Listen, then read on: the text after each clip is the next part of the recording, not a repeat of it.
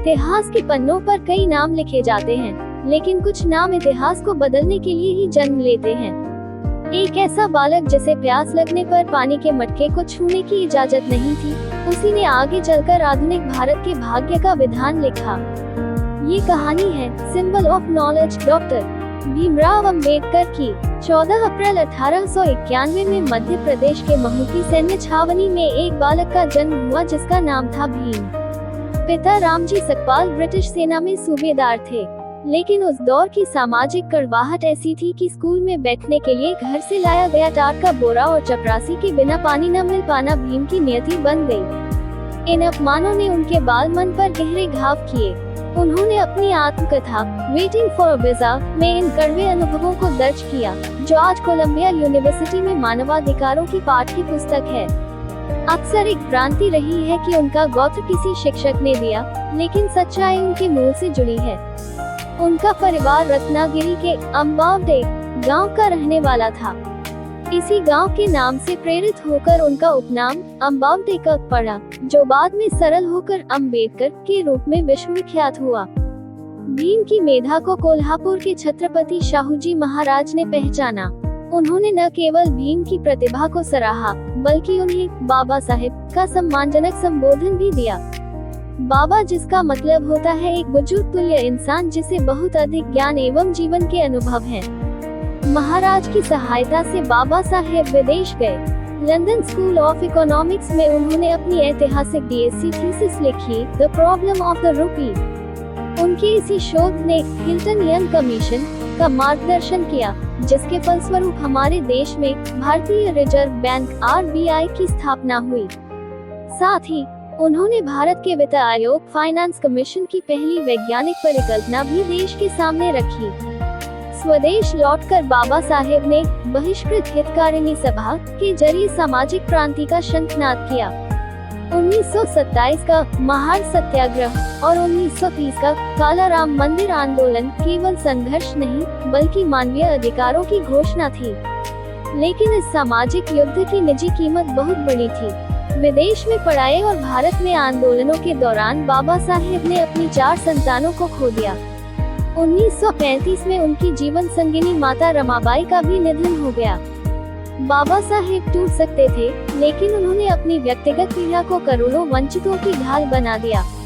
1942 से 1946 के बीच ब्रिटिश भारत में लेबर मिनिस्टर रहते हुए उन्होंने श्रमिकों के लिए काम के घंटों को 12 से घटाकर 8 किया।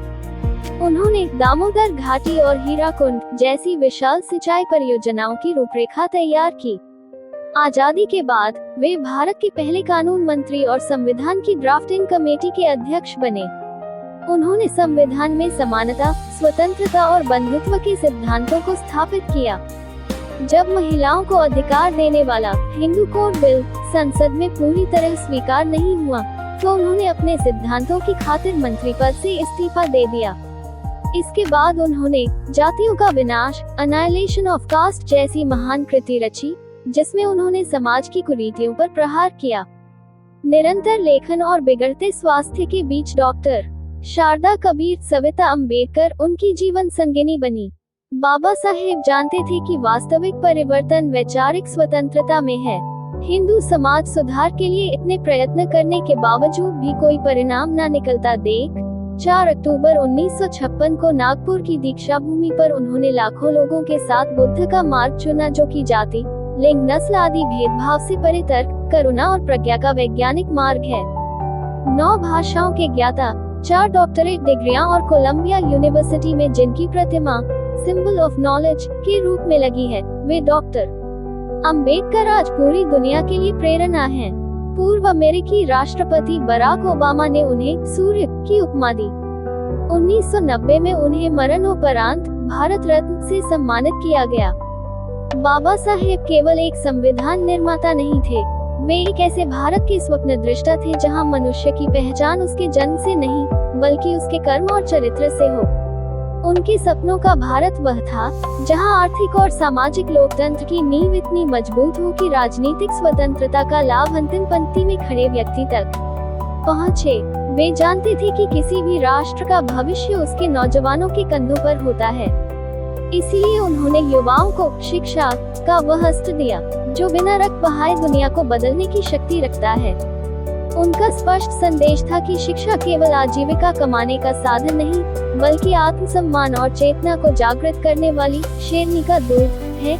जो इसे पिएगा वह दहाड़ेगा। आज के युवाओं से बाबा साहेब का यह दृश्य आह्वान है, अपनी डिग्रियों को केवल नौकरी की सीढ़ी मत बनाओ, उन्हें समाज के अंधेरे को चीरने वाली मशाल बनाओ। याद रखो, गुलाम को उसकी गुलामी का एहसास करा दो तो वह खुद अपनी बेड़ियां तोड़ देगा।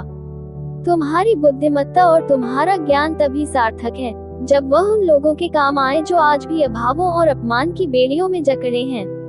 उनका संदेश आज भी गूंजता है, शिक्षित बनो, संगठित रहो और संघर्ष करो। बदलो खुद को ताकि तुम समाज को बदल सको। उठो और बाबा साहेब के उस अधूरे सपने को पूरा करो जहां हर भारतीय समान हो, स्वतंत्र हो और भाईचारे के सूत्र में बंधा हो। जय भीम, जय भारत।